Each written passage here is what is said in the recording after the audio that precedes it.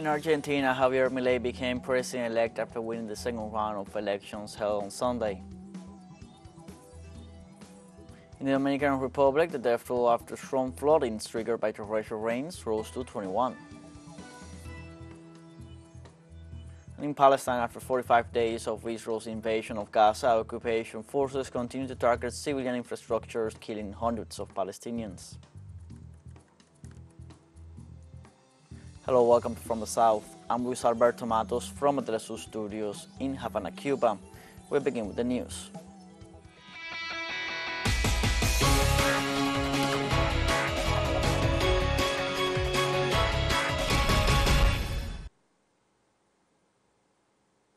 In Argentina, Javier Milei became president-elect after winning the second round of elections held on Sunday. According to the latest report provided by the Argentine Electoral Chamber, Javier Milei obtained 56.72% of the vote compared to 44.27% of the current Minister of Economy, Sergio Massa. So far, more than 98.85% of the polling stations have been counted. The entity reported that the turnout stood at 76.32% of the electoral roll, where 35 million Argentinians were called to decide the next president of the country for a 4-year term.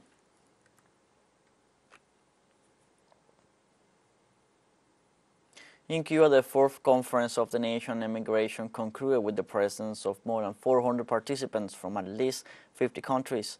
The purpose of the conference was to discuss the links with their country of origin, migration issues, culture, identity, and economic development. This conference was held after 19 years without being able to hold the event. The great feature of this edition is that thanks to the changes in the migration policy, at least half of the participants, although living abroad, maintained their Cuban residency. In this regard, the closing ceremony was attended by President Miguel Díaz-Canel, who reiterated the will to continue developing a broad dialogue on the basis of mutual respect and defense of the homeland. The president of the National Electoral Council of Venezuela, Elvis Amoroso, described as successful the simulation carried out in the country and indicated that the results will be announced soon, taking into account that at the time of his statements, voters were still casting their ballots. A large quantity of people voting today, even though we cannot offer official numbers in a mock election. We must say that we have seen a massive attendance to this mock election. This today was a mock election, and tomorrow we will be giving some details about the results of this election. Mostly because in some places there are people who are still waiting to cast their vote. In Mexico, hundreds of indigenous Mayan Choles protested in the municipality of Tila in the state of Chiapas to demand greater security and a halt to the violence generated by armed groups. The lack of government action to the situation led the indigenous people to take to the streets with banners, flags, and white balloons demanding peace and a stop to the violence in the region. Among their demands were the enforcement of arrest warrants, the re-establishment of basic services, the installation of dialogue tables, and security for their families. At the end of the demonstration, indigenous people demanded a stop to the destruction of land, death threats, forced displacement, assassinations, freedom of movement, and freedom of speech.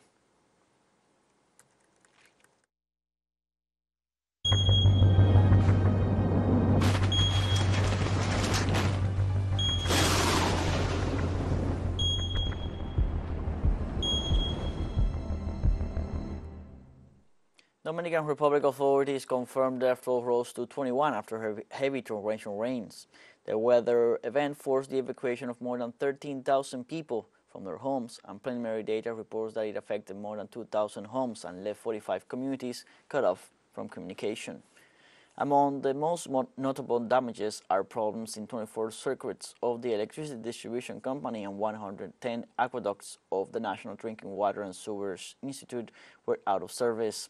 Emergency services are still working in the area as it is feared that there may be more victims. President Luis Abinader described it as the event with the highest rainfall ever recorded with the country, with values of 431 millimeters in some areas.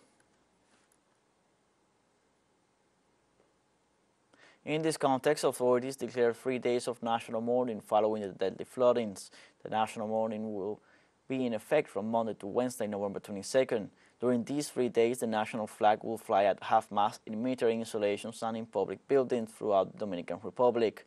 On the other hand, it was reported that 30 out of the 32 provinces are still on alert, 14 of them in red, 12 in yellow, and 4 in green, due to the heavy rainfall, which also triggered cuts in basic services such as electricity and drinking water in some regions. On Monday, authorities in Brazil confirmed that at least 6 people died as a result of heavy rains that hit the southern region of the country. 3 of the deceased were confirmed in Rio Grande do Sul after heavy rains caused floods and landslides. The other 3 fatalities were confirmed in Santa Catarina, a neighboring state north of Rio Grande. The climate event also caused at least 31,000 people to be directly affected and more than 1,600 to be evicted from their homes. In view of this, the governor of Santa Catarina declared an emergency situation in 64 of its municipalities due to the heavy rainfall that began to be registered last Tuesday. Let's take a short break now, but remember you can join us on TikTok at TeleSUR English, where you'll find news in different formats, news updates, and much more. Those stories coming up, stay with us.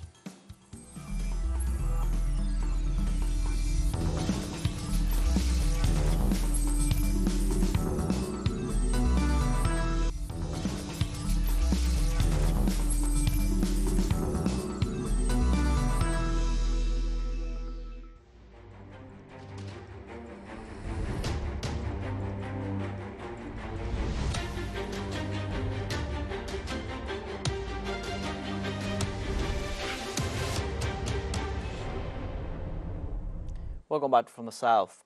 In Palestine, after 45 days since the beginning of Israel's invasion of Gaza, occupation forces continue to carry out military incursions in the region, killing hundreds of Palestinians.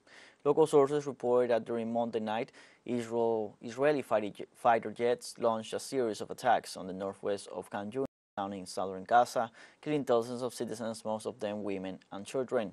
In another attack in northern Gaza, the occupation artillery shelled the Kuwait school near the Indonesian hospital, which was operating as a shelter for several displaced Palestinians. The number of wounded and killed and the amount of damage caused by the shelling of the school is currently unknown due to the disruption of communications in the northern Gaza Strip, as well as the impossibility for ambulances to access the site due to the siege. The Palestinian Health Ministry reported that Israeli military vehicles opened fire on the Indonesian hospital north of Gaza.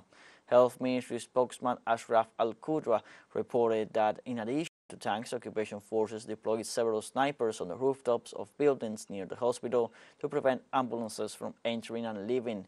The catastrophic attack took the life of 15 people, mostly women and children. The spokesman stated that the Indonesian hospital houses thousands of displaced people and about 700 medical staff, and it is feared that a similar situation to the one that occurred at the Al-Shifa medical complex will be repeated. On Monday, local media announced that 31 premature babies arrived in Egypt through the Rafah border crossing after being transferred from a hospital of the Gaza Strip. The Palestinian Red Crescent confirmed the evacuation and moving of the babies reported as patients in critical conditions who were in Al-Shifa hospital, adding that it took place in coordination with the World Health Organization and the United Nations Office for the Coordination of Humanitarian Affairs. On the other hand, according to Mohamed Sakud, director of the Gaza hospitals, stressed that more than 250 patients with severely infected wounds and other urgent diseases remain in Al-Shifa, and the health situation pointed out that it is unable to provide most of the treatment after running out of water, medical supplies, and fuel for the emergency generators due to a power outage throughout the territory.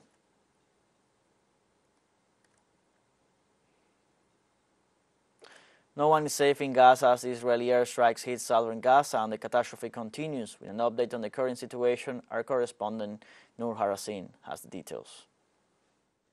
You can hardly now find anyone here in Gaza that do not have anyone in his family killed or injured. For me, I am standing here inside the Shuhada Al-Aqsa hospital, and behind me is the body of one of my cousins, his 12 years old son. Inside the hospital, I have my uncle, his wife that lost her hand, and also his son, who is my cousin. He lost both legs and one hand. He is 13 years old. This is how dire the situation, how catastrophic, how sad the situation is here in Gaza. No one is safe. These people actually, personally, the people that I'm talking about, my relatives, they evacuated their homes in northern Gaza and came here in southern Gaza for safety. However, the airstrikes followed them to southern Gaza. According to the Palestinian medical sources, only during overnight, more than 30 bodies arrived to the Shuhada al-Aqsa hospital of strikes in Middle Gaza, in Al-Nusayrat, Al-Biraj and Deir al-Balah cities here in Middle Gaza. At the same time, the Israeli forces continue heavily shelling the Indonesian hospital in northern Gaza. Just a few hours ago, the Israeli shelled the intensive care unit room inside the Indonesian hospital. 8 people were killed. Among them are actually people who were injured during past Israeli attacks, and 2 people were critically injured. Noor Harazin, TeleSUR, Gaza. In Qatar, the Prime Minister declared at a press conference that Hamas and Israel are close to reaching an agreement for the release of hostages, given the good progress they have made with respect to mediation efforts. The Qatari officials say that they had experienced many ups and downs in recent weeks, but that there is now more confidence that an agreement can be reached in the conflict in the Gaza Strip. Qatar and other countries have been making efforts to mediate between the warring parties, secure the release of the Hamas hostages, and de-escalate the situation in Gaza. Hamas militants declared last November 13 that they were willing to release up to 70 women and children in exchange for a 5-day truce and the release of more than 200 imprisoned Palestinian women and children.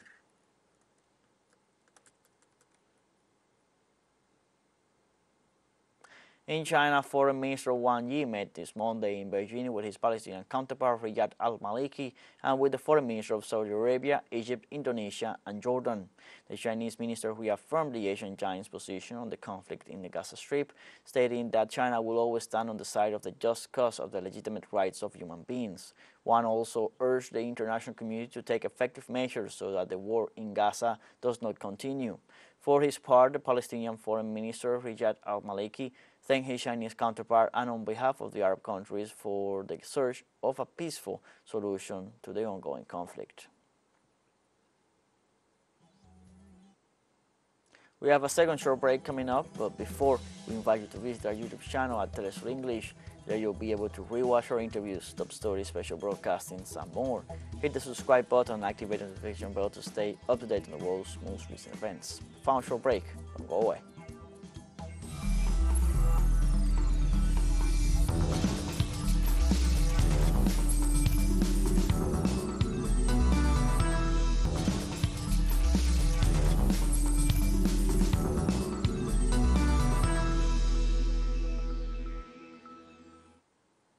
Welcome back from the South. Spanish Prime Minister Pedro Sánchez presented his new government on Monday, keeping most of the outgoing ministers in their post. Sánchez said his administration will have a strong feminist accent with 4 female vice presidents and more female ministers than male ministers. Spanish socialist leader Pedro Sánchez was sworn in on Friday as Prime Minister for another term after coming second in the general elections, but managed to stay in power thanks to agreements reached with several minor parties. In the sense, Sánchez asserted that he will prioritize dialogue and negotiations in search of social and territorial cohesion in Spain. The new government will have a strong feminist accent with 4 women vice presidents and more women ministers than men. It will also be a continuity government in the economic department and also in the ministries of state. It will prioritize social policies and more specifically housing and policies dedicated to young people. This is a government of women and men to bring stability to the country over the next 4 years, a team with a high political profile. For a legislature with a high political profile, people capable of leading but also of reaching agreement and explaining them publicly. On Monday, the government of Zimbabwe declared a state of emergency in the capital Harare due to a cholera outbreak, which so far has left dozens of people dead and more than 7,000 suspected cases. The director of the Municipal Health Service, Prosper Consi, said that as of today, there are 122 confirmed cases and 13 deaths in Harare. The authorities as a preventive measure, have banned vendors from operating in the commercial districts of the main cities in response to the outbreak of the disease. Since the worsening of the virus was reported in February, Zimbabwe has recorded more than 7,000 suspected cases of cholera and almost 150 deaths, of which 51 have been confirmed by laboratory tests.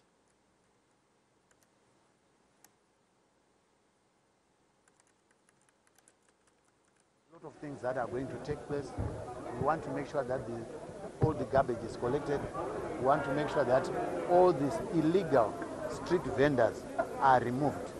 We have warned them, and we are also giving this task to city. If they don't take action, government is coming in to remove illegal vendors. And we have also asked town council to go and clear all those illegal fields which are being irrigated using raw sewage. There are vegetables which are being sold. We don't know where, but we understand some of them are going to Mbari Msika. Lettuce, rugare, cucumbers, and mbora. All these are being irrigated using sewage water. So, yes, we have to take it as an emergency to make sure that things are sorted out. As residents, we are very angry with the city of Harare by the way they are doing it. We also blame the city health department. They are not giving people the information they should know about cholera and typhoid. Even those diarrheal cases, people don't have the information. Some don't even know the signs and symptoms of cholera, signs and symptoms of typhoid. So people are just falling sick in their houses. On Monday in Chad, opposition leader Success Masra urged his followers to national reconciliation. The leader of the Chadian Transformers Party, Success Masra, urged his followers to reach out the government of interim President Mahamat Debi also and not to seek revenge. Masra has just returned from exile under an agreement reached with the military authorities after several months following the repression of street protests against the postponement of the general elections. Masra stated that he has returned with the same determination to fight to make justice and equality realities in Chad. The opposition protests against the postponement of the elections left, according to official data, have 100 dead, although opposition sources assure that the number of dead due to the government repression exceeded 300.